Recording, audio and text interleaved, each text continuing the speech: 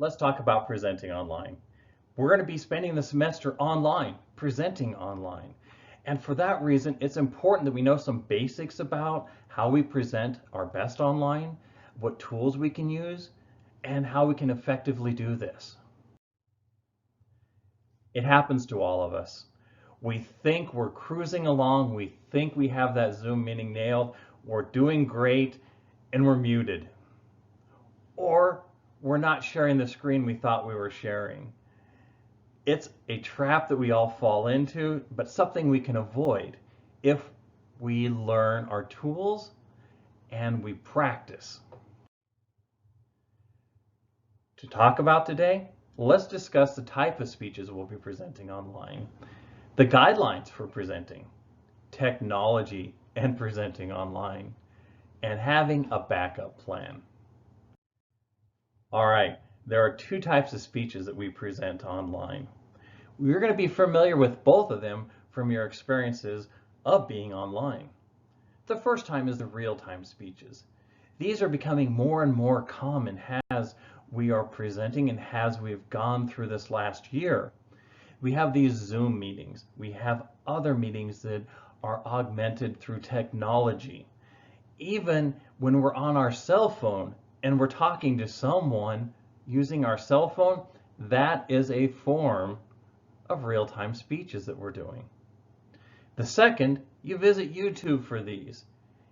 You go around Facebook, you see these, social media, recorded online speeches.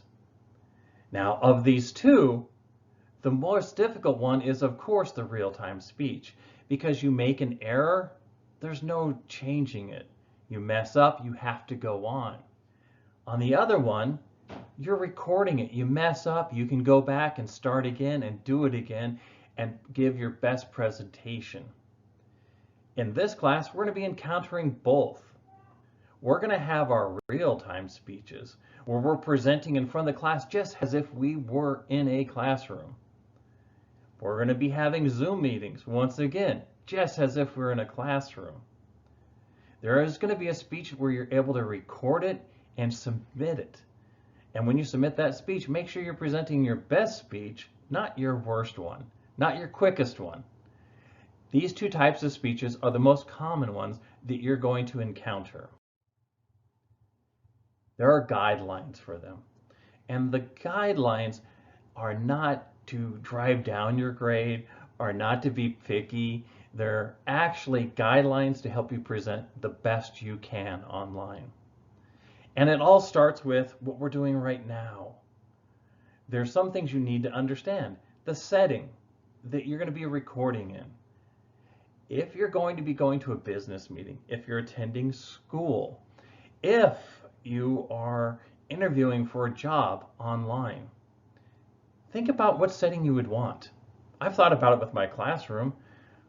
I have two areas. I have a small office that I record in, and I have here, my living room. Why do I use my living room? Because if I was to invite you over to my house, you would come and sit down with me in my living room, we would talk, we would chat, we would converse. It's a little informal, but it is still a place that you would expect. The kitchen table is another place that you'd expect. Places you don't want to be recording in is your bedroom, is your bathroom, and maybe even your kitchen. Because when you think about it, when someone walks into your house, you don't take them up to your bedroom and have a conversation with them. When you're doing a job interview, you don't go to the bedroom, you don't go to the bathroom to have a job interview. So think about your setting, where you need to be and what will work for you. Lighting. Now, lighting can be tricky. I actually have a light directly in front of me, but it's being thrown off by something. I actually have my window open over here. And by having my window open, you're seeing this big flash of light. So let's change that real quick.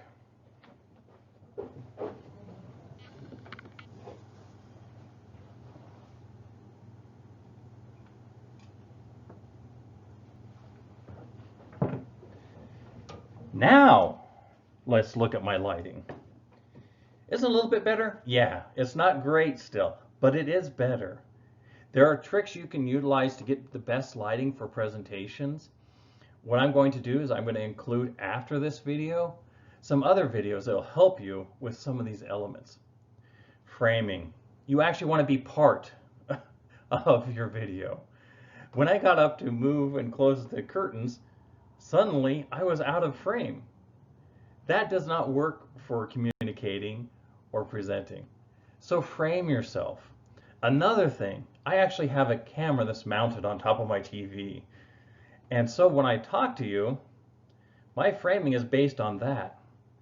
Of course, if you're using a laptop, your camera might be facing up towards you. So to frame yourself better, rise your laptop up, put it higher, so that the camera's actually at eye level. So when you're interacting or you're talking or you're presenting, you're actually making the next thing, eye contact. Now in Zoom meetings and some of these other technologies that we have, it's hard to make eye contact because you look down at the screen and you look at the faces because that's what you're accustomed to. However, you need to remember when presenting online, your actual eye contact is made when you are looking at the camera. So there's little silly things you can absolutely do to improve your eye contact. Maybe put a stuffed animal or a toy up at your camera, and then when you present to them. There are going to be some things we'll talk about with eye contact that we'll drop it later on that you have to be careful for. I know we haven't discussed your outlines, we haven't discussed writing your speeches yet, but we use extemporaneous speaking when we are presenting. That means you only have note cards. You don't read an entire script. Because if you read the script, you're going to be looking down at your paper. You're not going to be looking at your audience. So eye contact becomes important, but remember where your eye contact now is. Personal appearance. Yes, look like you want to present. When we're in a classroom, that's easy to do because you have to get up, you have to go to work, and you have to come to the class, and you come in on your speech day dressed like you want to present. Online, it's easy to forget that, jammies and flip-flops and bathrobes, that's not how you want to present. And also be careful, as we mentioned with framing, because we've seen this happen recently. Make sure that you're fully dressed. You don't just dress your upper body because that's all they're going to see. No, because then you get up and suddenly they see you're just in your boxer shorts and a business suit. It's odd. So make sure your professional appearance looks like how you want to present.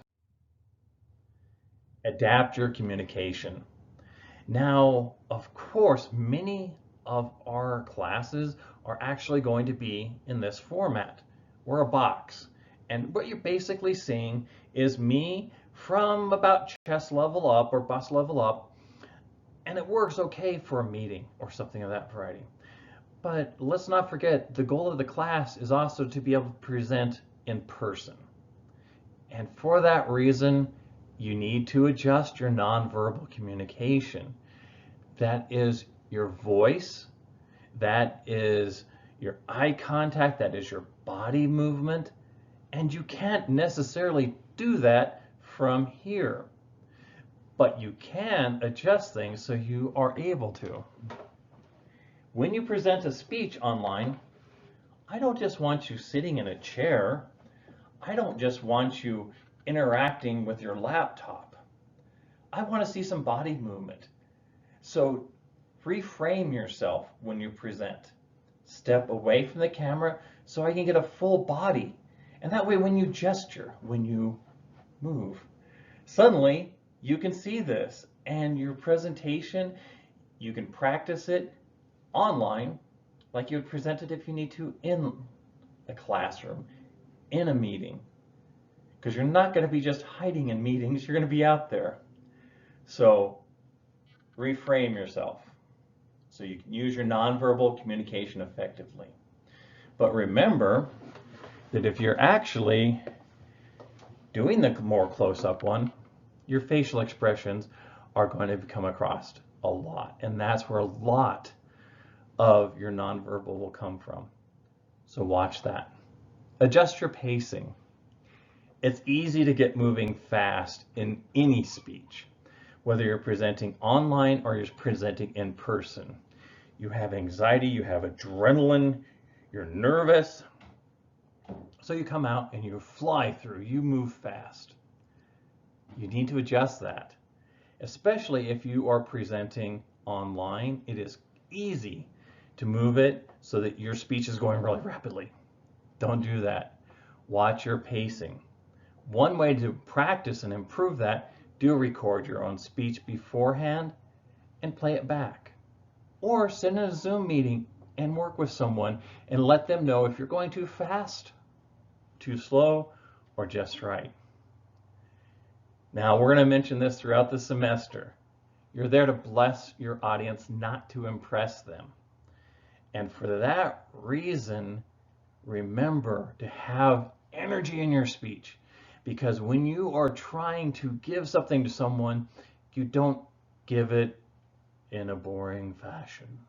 No, you have energy, you have excitement in it. You're trying to share something that's important with your audience, so that will help your pacing, that will help your nonverbals, and it will give you energy in your speech. Finally, practice, practice, practice. It's important to practice all your speeches, whether you're presenting in person or online. But online especially, make sure you're aware of things. Check your background. Know what's around you. Know how your pacing is going. Only way to do any of that is through practice. With that practice, practice, practice, also know your technology. There is a number of tools that you can utilize to record a speech, whether that be, as I'm doing, with PowerPoint, or you might be in a Zoom meeting, a Google Team meeting, a Microsoft meeting. There's so many different types of software and technology out there. Find the one that you're comfortable with, get used to using it, and practice with it. Because sure enough, if you don't, you're going to miss something and your presentation won't work. For that reason, practice with your software. Play with it, explore it. Be careful on some things. Some of it, you have on Zoom meetings where you can change your background. You can be in front of the Eiffel Tower. You can be on the bridge of the Enterprise. You can be flying through space. However, that can take away from your presentation. Virtual backgrounds I actually recommend avoiding, because I've seen too often that people suddenly blend into their background. They're wearing the wrong color, and so their entire body disappears and they're just floating head and arms.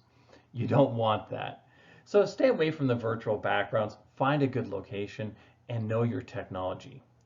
Sometimes the best way to figure something out is to play with it until it doesn't function right, and then you figure out how to fix it. And that's okay. If you have a mistake, it might take you a while to figure it out, but once after you do, you'll have that knowledge. And if you go too far, don't hesitate. Call tech support. If you're having trouble with D2L, I've told you where location to find that. There's a help drop down. There's help on pretty much all software. Be willing to use tech support, and they will help you and they will educate you, which is the important part. And have a backup plan. Know if, for instance, you're using an iPad and this is the class that you have to present using a PowerPoint, or you have to use a visual aid. Well, with iPad, the minute you share your screen, your camera goes off and you become invisible. You wouldn't know that until you've messed with it and found that out the hard way. So what will happen if you can't show the slides?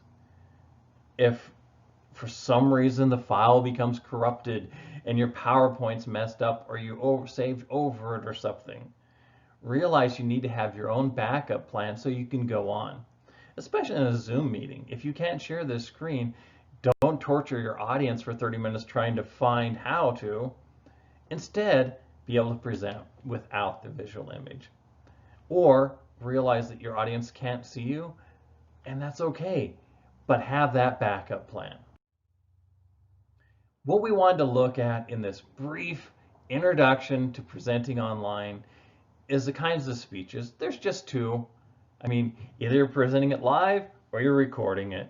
That know which way you're going and know how you're going to use that and how you're going to utilize that. The guidelines. The guidelines cover everything from lighting to setting to nonverbal. Understand, your audience just doesn't want to see a body and a head that doesn't move speaking directly at the camera, or even worse, not looking at the camera, sitting in the bathroom doing a presentation. People don't want to see that. So understand your guidelines, find the good setting, find the good lighting. And like I said, I'm going to attach some YouTube videos after this so you can watch those. Know your technology. There's so many out there. It's going to evolve. It's going to change. So whenever you find a program that you're used to, the program that you're pretty much utilizing everywhere, get comfortable with it. Maybe even look on YouTube for a quick tutorial on it. Things of that variety will help you.